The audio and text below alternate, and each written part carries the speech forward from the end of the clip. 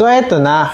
Ito na yung continuation nung Kobe's last game anniversary releases. So this is one of Nike's What The collection. This is the Kobe 8 Pro Throw What The. So what the?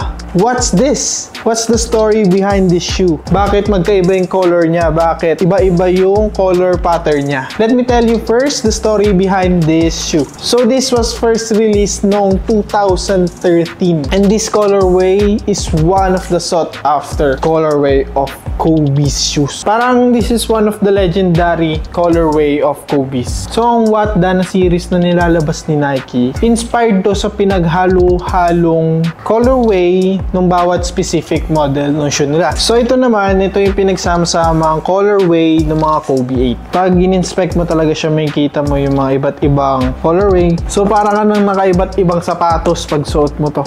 So bago natin reviewin itong shoes, tingnan na muna natin yung box na ginawa nila dito. So same as Dodgers, in black with snake skin and Kobe signature sa may lid. Open lid din siya, hindi siya door lid. Then meron din siyang paper. So yun lang yung laman ng box. Ganyan, papers.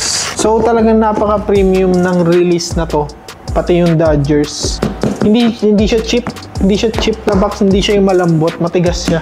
Makapal. So, tingnan naman natin yung sapatos. So, naka-attach naman dito sa left pair ng shoe yung two sets of laces niya. Meron tayong neon green or bright green and dark green. So, sa left pair naman, more on blue, indigo, and purple, and orange. Yung mga nilagay na colorway sa kanya. Laces niya is blue and orange. Sa tongue, doon pa rin yung logo ni Kobe. Orange and green or teal. Then, sa laces, meron nakalagay na KB24. Sa Nike swoosh naman, orange siya. Dito sa side na to, may nakalagay na malaking Nike. So, this is reflective. So, pag tinapata mo to ng ilaw, is nagre-reflect siya. Then, sa likod, may signature ni Kobe. Orange pa rin ng sulat. Dito naman sa right pair, more on orange and green. Tongue is color green. Then, yung logo niya, iba dun sa left pair. Parang stitch or embroidered na may Kobe logo, na may snake. Then, ganun din sa laces.